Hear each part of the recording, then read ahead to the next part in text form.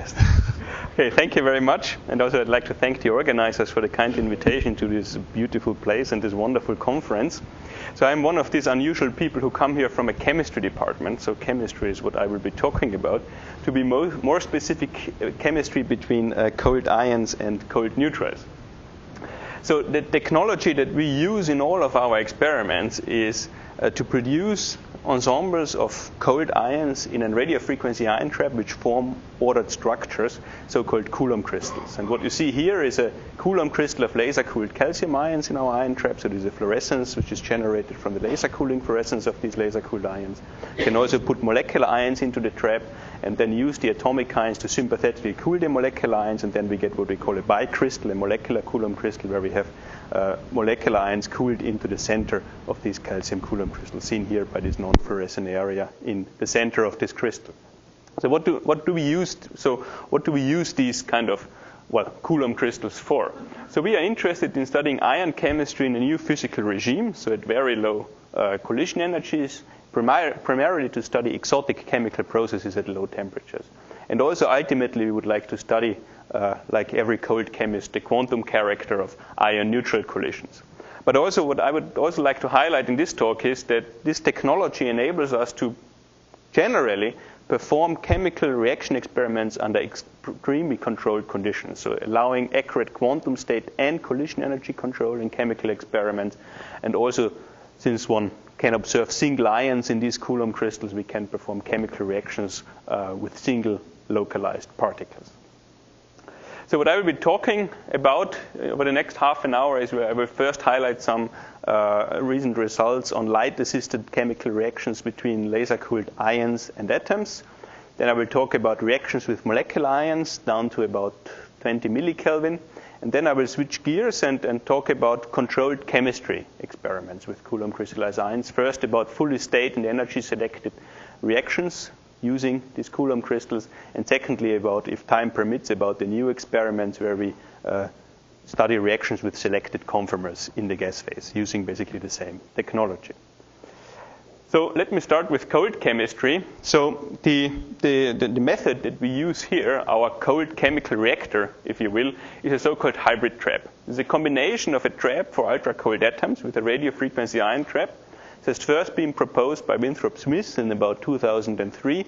And we're actually not the only ones who do these sort of experiments. There are a range of different hybrid trapping experiments in operation worldwide at the moment, at MIT, in Cambridge, in Ulm, Connecticut, at the Raman Research Institute, at UCLA, and actually many more are coming online. So this is really an emerging field at the moment. We will have many more hybrid trap talks during this conference a bit later on.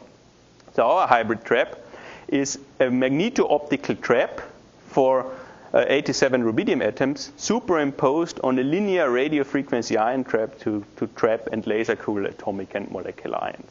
So we superimpose these two traps, and then we study interactions between the atoms and the ions. So in the experiment, it looks like this. So what you see here is a combined fluorescence image of both the atoms and the ions in the trap. So this is again a Coulomb crystal of calcium ions in a sea of ultra-cold rubidium atoms in the MOT. So just to give you an idea, so the thermal energies of these ions are on the order of 10 millikelvin. Those of the atoms are on the order of 100 to 200 microkelvin. So these are the kind of energies that we are dealing with here. So once we do this, once we overlap these two species in our experiment, then we see the following. So this is a fluorescence image just of the ions. We have blocked out the fluorescence of the neutrals with a color filter, so to only look at the ions. And we see that this Coulomb crystal shrinks. So this means that the calcium ions react away on a time scale on the order of about 2 minutes. So what is going on here in this experiment? So we are chemists, and every good chemist first asks the questions, okay, there's a chemical reaction, what are the products? So to answer this, we turn our ion trap into a mass spectrometer and to figure out what kind of products we form in this reaction. And we see that, in fact, after this reaction, we observe 4 different species in the trap. First, we have calcium ions left, right? This is what we started off with. Then we have rubidium ions. Yeah, so this is a kind of a product that forms in a charge transfer reaction when an electron hops over from the rubidium to the calcium. And then, to our surprise, we found calcium rubidium ions and rubidium-2 ions. And this was a bit surprising because the densities in our trap are so low that we do not have any ternary processes which could stabilize a molecular product collisionally in this environment. So at this point, we started to scratch our heads and realized that there's really little known about these calcium rubidium systems. And then we contacted our good colleagues, theoreticians, to be more specific, our chairman, Olivier Doulieu, and his team. And they started to calculate the potential energy curves of this calcium rubidium molecule for us. And this actually already allowed us to understand a bit more about what is going on. So as it turns out, the lowest energy collision channel that we are observing, so this is rubidium in its ground state and calcium in its ground state, is not the lowest state of the molecule. There are other states below, and in particular we have a triplet pi state on the molecular triplet pi molecular curve which crosses the singlet sigma entrance curve of the lowest collision channel. So we have here non-adiabatic couplings between these two curves. So the system can hop over to this triplet pi curve and then depart again, connecting to a charge transfer asymptote where the charge has hopped over from the calcium to the rubidium. So this explains part of the signal of rubidium plus that we observe in the experiments. But there is more. There is another state below, the absolute ground state, and this actually can be reached from our entrance channel in a radiative transition. So the system emits a photon, and if it populates a bound vibrational state on the lowest curve, then we actually form a bound molecule. This process is called radiative association. Or if we populate a continuum state, then we get charge transfer again, and in this case it's radiative charge transfer. So this explains why we observe calcium rubidium molecules, and then the rubidium-2 plus molecule is probably a consecutive product of calcium rubidium plus with rubidium in our mod. So this explains the products that we see, but there is actually more to this. So both species in our hybrid trap are laser cooled. The ions are laser cooled, the atoms in the mod are laser cooled. So we always have population in excited states. And we can change this population by changing the laser cooling conditions. And what we find is that in particular, the excited state of calcium play a big role. So calcium has an excited doublet P1 half state, which we access in laser cooling. It's a doublet T3 half state, which is also involved. And what we find is if we change these populations and measure the rate constants, is that especially the rate for reactions between calcium and doublet P1 half with rubidium in its ground state is actually dominates the kinetics that we observe in this experiment by 2 orders of magnitude. So what is going on here? So qualitatively, this can also be understood by using these quantum chemical calculations. So this entrance channel, rubidium in its ground state with calcium plus in the 4p state, is already at quite a high excitation energy. And here we find that we have a high density of electronic states, and this high density of electronic states just offers various opportunities for non-adiabatic charge transfer processes and also radiative processes connecting to the lower lying molecular states. So this gives us a qualitative explanation why these processes appear to be so fast in the highest channel that we observe. So we observe the formation of molecular ions by radiative processes in these experiments. We observe acceleration of these reactions by electronic excitation. And it's a fair question to ask, is this only specific to calcium rubidium, or is this also observed in other systems? And to shed light on these questions, we have recently studied another system, barium plus rubidium. There's actually some work by Johannes Hecker-Denschlag's group, which preceded this, where they looked at collisions in the absolute ground state. Here, again, we looked at light-assisted processes involving excited states of these species. So the difference, just looking at the potential energy curves between calcium plus rubidium and barium plus rubidium, can already be appreciated by looking at these diagrams. So for calcium plus rubidium, for the lowest channel, we had these 3 processes: non-radiative charge transfer, radiative charge transfer, and radiative association. If one looks at the curves for barium rubidium plus, then one immediately sees that the triplet pi state, which gives rise to non-radiative charge transfer and calcium plus rubidium, connects to a higher lying asymptote in barium plus rubidium. So this non-radiative charge transfer channel associated with this molecular curve is energetically closed. So we only have radiative processes possible if we look at the lowest collision channel in the barium plus rubidium system. So what do we observe in the experiments? So this is a Coulomb crystal of barium ions where we laser cool the 138 barium species. So there are other isotopes present which are not laser cooled and are hence dark. So before the experiment, then we switch on the mod, overlap it with the Coulomb crystal. And after the experiment, we see something like this. So the barium has reacted away, and we see dark areas which correspond to sympathetically cooled molecular ions formed. So the mass spectrum again tells us we have two products in this case, rubidium plus, charge transfer products. And again, we see a peak corresponding to barium, rubidium plus, the molecules. And in this particular case, we can directly see them in the experiment. So this is a simulation of this crystal using molecular dynamics methods. So in the center, we have the rubidium plus product, right, which is lighter than the barium plus and is therefore cooled into the center of a Coulomb crystal. And we also see the heavier molecular product, right, sympathetically cooled to the outside of the Coulomb crystal, right, which can be seen by this characteristic flattening of the crystal. So this is a direct indication that a visual indication that we form molecules in this experiment. So to compare this with calcium plus rubidium, we find that the rates are generally the rate constants are generally about an order of magnitude lower in the different channels compared to calcium plus rubidium. Interestingly, in barium plus rubidium, the channel where we have barium in the ground state and rubidium in the doublet P3 half state is the one with the largest rate constant. Yeah? Whereas in calcium plus rubidium, this didn't play any significant role.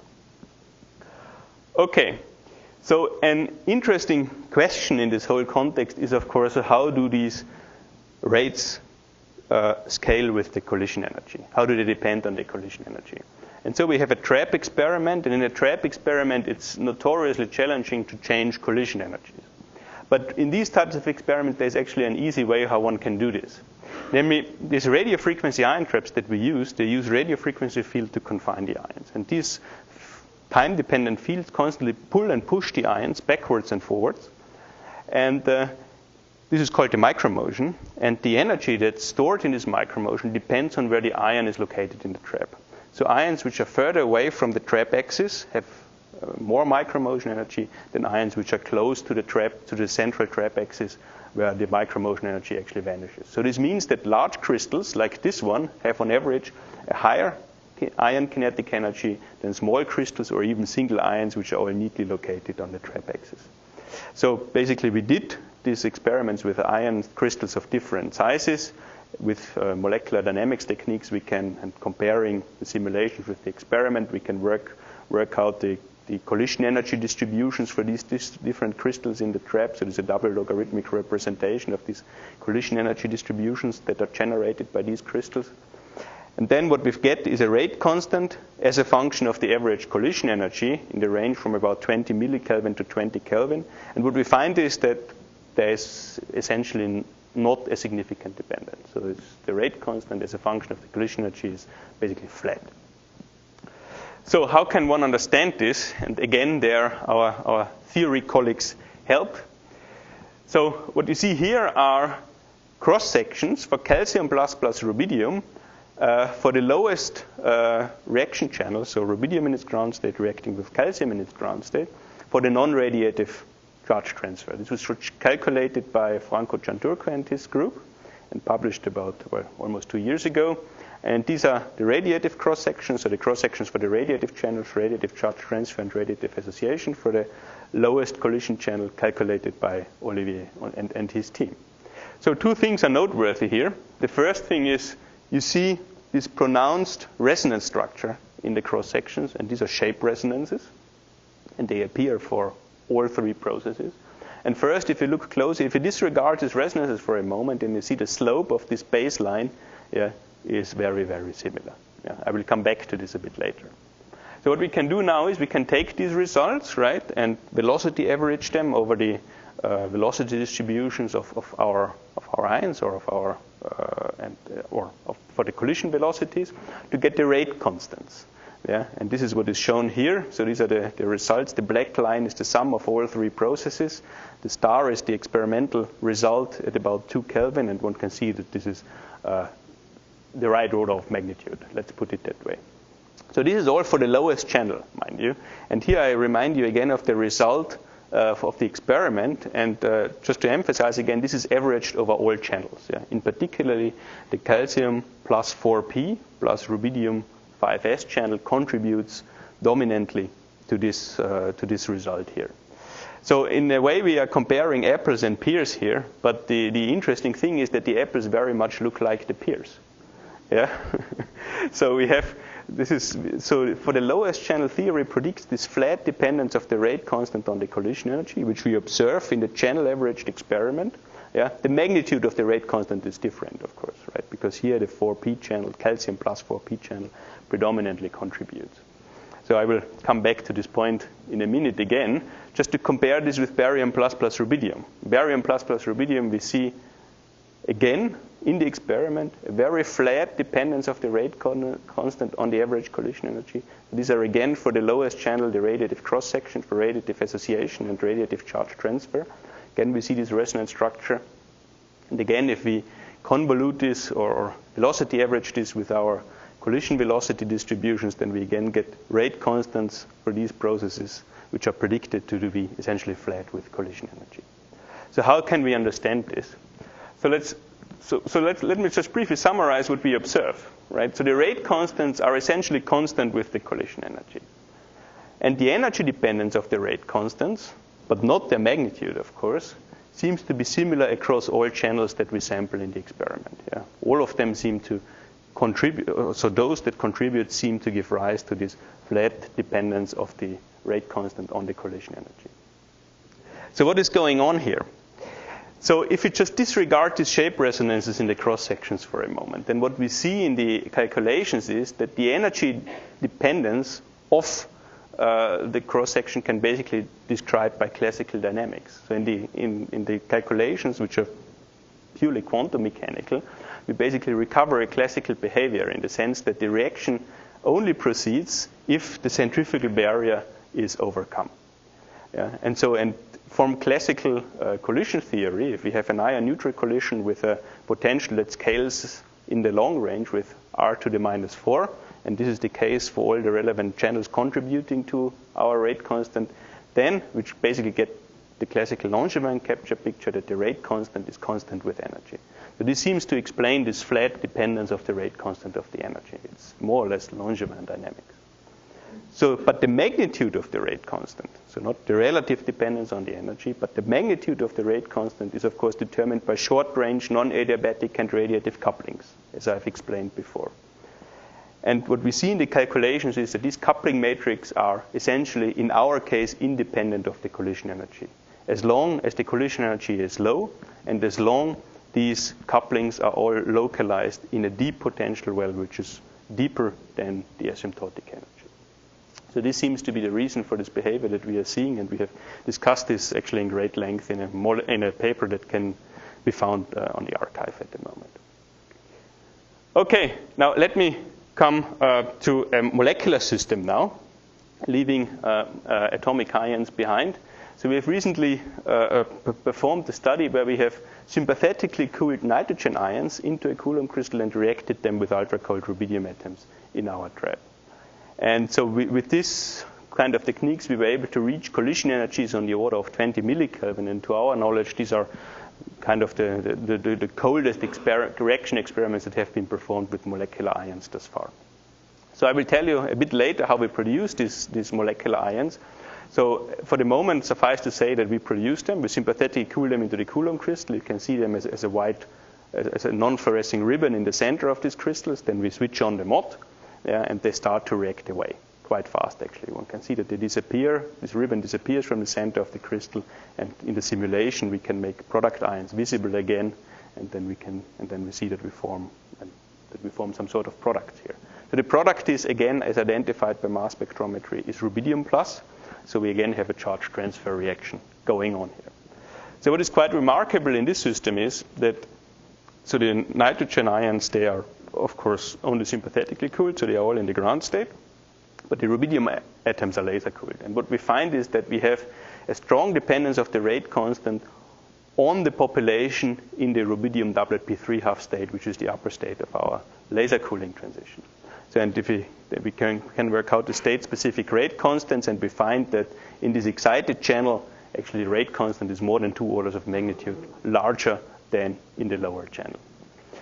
So what is going on here? So it's actually been known from previous studies with fast ion beams that these sort of reactions, these charge transfer reactions, are most efficient if the entrance channel is in resonance with a product channel. So what does this mean? So we start off with nitrogen ions in the ground state, and in this case rubidium in this excited WB3 state. And then we have product channels forming rubidium plus in its ground state and nitrogen in low Rydberg states, which basically have the same energy as our entrance channel. It has been shown before that under these conditions, these reactions are very fast. However, for the lowest channel, we don't have such a condition, and for this reason, the reaction is quite slow. But there is a bit more to that, actually. If one looks at the rate constant for this excited channel, then it's on the order of 2 times 10 to the minus 8 cubic centimeters per second. This, at least for me, this is the fastest rate constant that I have ever seen. And one can compare this with a Langevin rate constant for this system. So just from the Langevin capture model that I have discussed before, so charge-induced dipole interaction is a factor of 4 smaller. So what's the reason? So what's going on here? So one realizes that rubidium actually has, in this WP3 state, has a permanent quadrupole moment. And this permanent quadrupole moment can, of course, interact with the ion. So we get we of course have a charge-induced dipole interaction, but then we have a charge quadrupole interaction. And what we did is we just put this into a simple classical capture model, right, in the spirit of Langevin, but just adding this charge quadrupole interaction, calculated the cross-section from that, calculated the rate constants. Then this is what we predict from the simple classical model for the rate constant, and these are our experimental result in the energy range from 20 to 60 millikelvin. So this is what we can access in the experiment. So this fits quite nicely, and it appears that it's really that this charge quadrupole interaction is responsible for the fast rates that we observe here. Okay, so let me now leave the field of cold chemistry and talk a bit about controlled chemistry, chemical reactions with a very high degree of control that we can perform using this cold ions technology. And we will I will now leave atomic ions behind and talk about molecular ions, because what we aim in this experiment is really to perform reactions where we control the collision energy very precisely and at the same time control the quantum states of the reaction partners very precisely. For this reason, we need to produce sympathetically cooled molecular ions which are all in the same quantum state.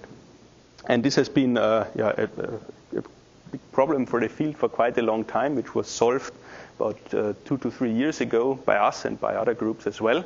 And the method that we used to solve this problem is, so we produced, in this case, nitrogen ions again, beforehand in a well-defined quantum state using a state-selected photoionization scheme. I don't want to go into any detail. This can be, if you're interested, you can look this up in this paper. But we can come up with photoionization scheme which produce ions in the well-defined quantum state, a well-defined spin rotational quantum state. So we then produce these ions, sympathetically cool them into a Coulomb crystal, and so we have sympathetically cooled, localized ions all in a single quantum state. So how do we know that this is actually true? So of course we have to somehow check that this is really happening. And so we have to do some sort of spectroscopy on these ions to ascertain this. And the technique that we are using is, since we're chemists, we're using a chemical technique. This is called laser-induced charge transfer spectroscopy. So the idea is that we optically pump the population out of selected rotational states that we want to investigate to vibrationally excited states of the nitrogen ion. And conveniently, nitrogen undergoes a charge transfer reaction with argon atoms if it's vibrationally excited, but not if it's in the ground state. And this is how we can detect it. So we do this optical pumping step, right? We can do this with an efficiency of about 55%, and then we see how many ions react away, depending on the rotational state that we have addressed in this optical pumping scheme beforehand. This is what it looks like in the experiment. So before the experiment, we have, again, sympathetically cooled nitrogen ions. Then we do this optical pumping, laser-induced charge transfer, and then we see that nitrogen ions react away from the center and are refilled with calcium ions. And if by comparing it with simulations, we can again figure out that about 50% of the nitrogen ions have reacted away, and this is close to the theoretical maximum of 55% that we can achieve. So for our purposes, it means that we have basically all the population in this case, the rotational ground state of the nitrogen ions in these experiments here. So it's basically a unit preparation efficiency. So what can one do with this now? So one can use this to study chemical reactions with a high degree of control. And this is what we have demonstrated in a proof of principle experiment last year. We just take nitrogen ions and let them react with just neutral nitrogen molecules in a symmetric charge transfer reaction, where the charge hops over from the nitrogen ion to the nitrogen molecule. So we have the sympathetic cooled nitrogen ions, thank you, here in the center of the Coulomb crystal. Then we take a molecular beam of neutral nitrogen, just point it at the Coulomb crystal. So the nitrogen molecules are internally cold, about 8 Kelvin, so most of the population is in rotational ground state, and the velocity of these molecules is precisely defined. It's about 800 meters per second. So what we see in the experiment is then that, okay, so the nitrogen ions undergo charge transfer with nitrogen molecules. So new nitrogen ions are generated and are then sympathetically cooled into the Coulomb crystal. So we can't chemically distinguish them from the reactant ions, but what we see is that the original population in the rotational ground state, so that we have generated for this experiment, just goes away, and we see that that we get more and more ions in rotationally excited state, which are sympathetically cooled into this Coulomb crystal. So how can one understand this? So on the first side, this might look a bit puzzling if one knows a bit about the background of this reaction, because it has been known that this reaction proceeds via a linear N4+ reaction complex. So our reactants are linear, this complex is linear, the reaction coordinate is linear. So how do we get rotational excitation here of the product? Now this is where we again collaborated with theoreticians, in this case Markus Meuli in our department, who did classical dynamics calculations on this reaction. And the key to understand what is going on here is actually to realize that this N4+ complex is very long-lived because it's strongly bound by 1.3 eV. And what happens is that this binding, so once the complex is formed, this binding energy and the original collision energy is then available to, incite large amplitude motions in this complex. And this is shown here in this movie. So this complex is formed. It's highly energetic. It's dynamic. So it's by far not statically linear. And so one can see large amplitude motions are excited at some point, which you will see soon. These N2 moieties will depart again with less kinetic energy than they started off with in the collision, but with rotational excitation, like this. So this basically explains why, thank you, and this explains why we see this rotational excitation in this reaction.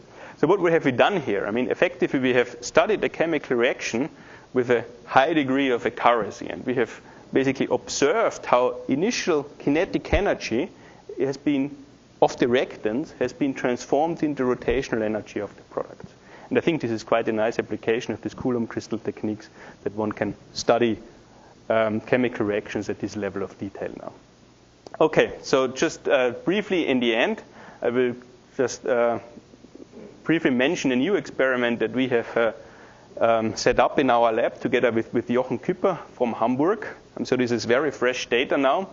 And we also have a poster on this, so if I not make it through in the next 1.5 minutes, then I invite you to come and see the poster. So this is an experiment where we react Coulomb crystals with selected conformers of complex molecules. So first of all, what's a conformer? So we have already heard about chirality today. So conformations is another property of big molecules that one doesn't find in small molecules. So conformers are internal rotational isomers of big molecules. So let me give an example. Our favorite molecule is 3-aminophenol. It has two conformers. A cis conformer, where we have an OH group that points in the direction of the NH group in this molecule, and we have a trans conformer where the OH group points away. One has a big dipole moment, 2.3 dBi. The other one has a small dipole moment, about 1 dBi.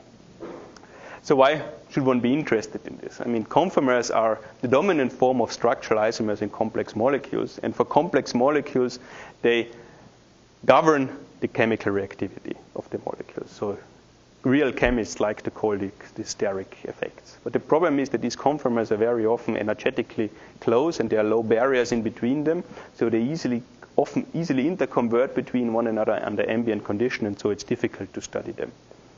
So what the guys at the Fritz Haber Institute in Berlin came up with is a method to select conformers of large molecules in the gas phase. So we have a molecular beam containing a molecule with several conformations. It traverses through an inhomogeneous electric field. The different dipole moments of the molecules then cause different stark shifts. So basically the two conformers in the beam are split apart. So we get a spatial separation of the conformers. And what we then did in our experiments is we just put an ion trap with a Coulomb crystal at the other end, and then pointed the molecular beam containing the right conformation at the Coulomb crystal and looked what was going on. And when we can see then this kind of reaction profile, so this is a reaction rate constant as a function of the deflection coordinate. We have here the region where mostly the trans conformer reacts, here mostly the cis conformer reacts. And if we quantitatively analyze this, then we find that the cis conformer reacts twice as fast as the trans conformer. So if you're interested in the explanation, then please do come to our poster. And here I'd like to skip the summary, and I'd like to acknowledge the help of all the people who contributed to this. So the main students behind this were Felix Hall and Daniel Rösch, and our postdoc Xin Tung, who were really the driving forces behind the results that I've shown today. Our collaborators, Olivier Doulier, Markus Meule in Basel, and Jochen Küpper in Hamburg, our funding agencies, and you for your attention. Thank you very much.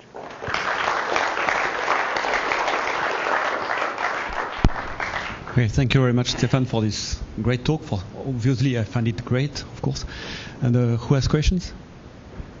Okay. So I start with Alexei. So you discussed this translation to rotation transfer, motivated by sort of some discussions we had with Paul and others in the past few weeks. Have you seen the other way around, rotation to translation transfer? Can you study this, or? In principle, we could, but the experiment was framed in a way that this can't happen because we are rotationally cold to start with. Yeah. So the ions are all in the rotational ground state in the beginning, and the neutrals are 50% of them are in the rotational ground state. And Jake was one. But you could set up it somehow cleverly the other way around, so that maybe you yes. So we could put more rotational excitation in the ion in a well-defined way, and then we might be able to look at it the other way around.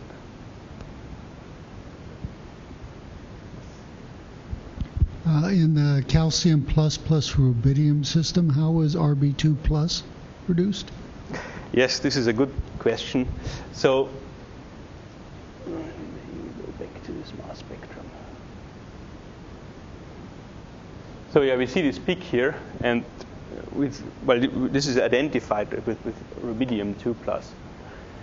And there, in principle, we can think of three processes that lead to it. So one is a consecutive reaction of calcium rubidium plus with rubidium. At the moment, we think this is the most likely option. Then there is also the possibility that we have rubidium 2 in the mod by photoassociation, which is then ionized somehow. But in a rubidium 87 mod, it has been shown that this doesn't happen very effectively. And the third possibility is that we form rubidium ions, obviously, in this process, right? And then we have rubidium atoms in the mod, which are laser cooled. And we could, in principle, have a radiative association of excited rubidium atoms with this rubidium product ion. So this is the third possibility. And no. So the first possibility is energetically feasible, that we know. And the third possibility is we have to look into this into more detail. The second possibility is very unlikely. So I'm wondering about the role of many-body physics in this problem. If there is any role, it could be classical many-body physics, that's fine, but you have these crystals. Yep. Does it matter that you have a crystal? What's the role of the crystal? Everything you presented, from what I saw, was two-body. Mm-hmm. And you also have spatial non-uniformity in your images, and some dynamics happening in your images. Mm-hmm. And if you average over many images from the noise on these images, you can pull out some information classically as well as quantum mechanically. So I'm wondering if you've thought about the many-body properties of what you're seeing. Yes, I mean this is an excellent question actually. So for the ions, I mean the ions in the crystal, they are about 20 to 30 microns apart. Yeah, so it's the distance between them, so we don't expect to see any distinct many-body effects there. So what happens in these sort of experiments, and I think Johannes will talk about this a bit later, is that one can have three-body collisions. Yeah, and in our experiment, this doesn't play a big role because the rubidium density is very low, on the order of 10 to the 8 to 10 to the 9.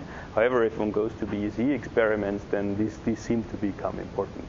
So this is the sort of at least three-body processes that become important in these kind of. Okay, what's the screening length? The Coulomb screening length in your system? You said 20 to 30 microns means that many body features don't matter. Yep. What is the screening length? Because that's what would determine whether sort of many body correlations can build up, right? I wouldn't notice at the top of my head. Okay. Yeah. Maybe we'll talk more later, yeah. Yeah. Any other question? Yes. You mentioned the N2 plus reaction with argon that goes on only when the N2 plus is vibrationally excited. Mm-hmm. It goes also the other way around. Argon plus N2 delivers N2 plus in the vibrationally excited state V equal to 1 or Mm-hmm. higher, depending on the collision energy. I wonder what is the state-of-the-art explanation actually of this kind of population inversion? For argon plus for argon plus N2 or the other way around? It's bound to be the same explanation, I guess. Yes, there are. There is some recent experiments by Roland Wester on this actually, on the argon plus N2 problem.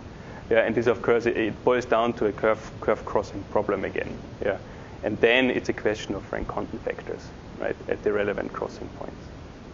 Yeah, this is the short version of the story.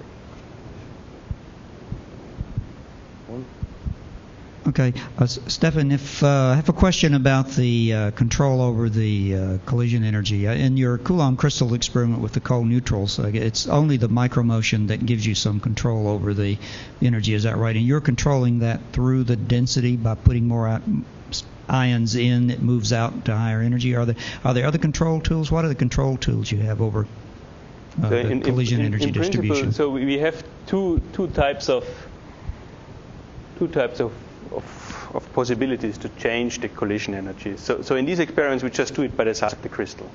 And what we basically do is, in this way, is we shape the collision energy distribution. Yeah, because with big crystals, we have more ions with a high kinetic energy because of micromotion. So basically, the collision energy distributions, they peak at the higher collision energy. So this is what can be seen here. So this is what we do in these experiments. And in the other experiments with nitrogen, so what one can do here is, so all the nitrogen ions in this case are actually lined up on the symmetry axis of the trap. And what we do is we just apply a static offset field then and just move the whole crystal off axis. And in this way, the string of nitrogen ions here in the center is moved away from the axis and gets micromotion.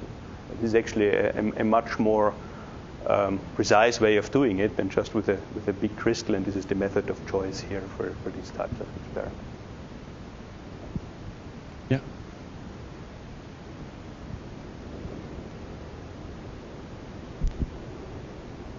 You mentioned these non-adiabatic transitions. I was wondering if you have some feeling for how large those coupling matrix elements. Presumably this is due to spin-orbit coupling, right? For the non-radiative charge transfer. Right. Yeah. And what would be roughly maybe the probability of those transitions when the population get close to intersection? Yeah. So these couplings are very small. Yeah. So I couldn't tell you the absolute magnitude, but I mean few wave number, I think. Sorry? Few wave number. A few wave numbers, yeah. Yeah. Very small. So basically, they give rise to rate constants on the order of 10 to the minus 13. Yeah, and Langevin is 4 orders of magnitude faster. So it basically only, every 1 in 10,000 collisions then leads to an event. Stefan, do we have to go to the poster, or can you say something about the cis-trans symmetry already? I would of course prefer if it comes to the poster, but I can say a bit about it now. So I think so. We are still analyzing this at the moment, but we think that the reason is again that the cis has a higher dipole moment than the trans, and this then translates into a higher collision rate.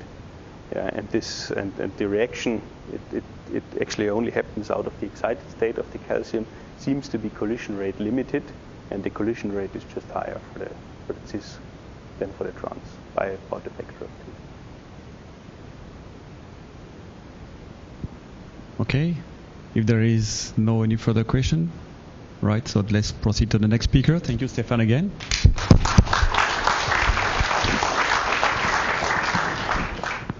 So the next speaker is Tim Stoffley, and we'll still hear about cold chemistry, with molecular ions and new techniques in this perspective. And again, I will be as strict as possible, yes, with the time. I'll show you sign.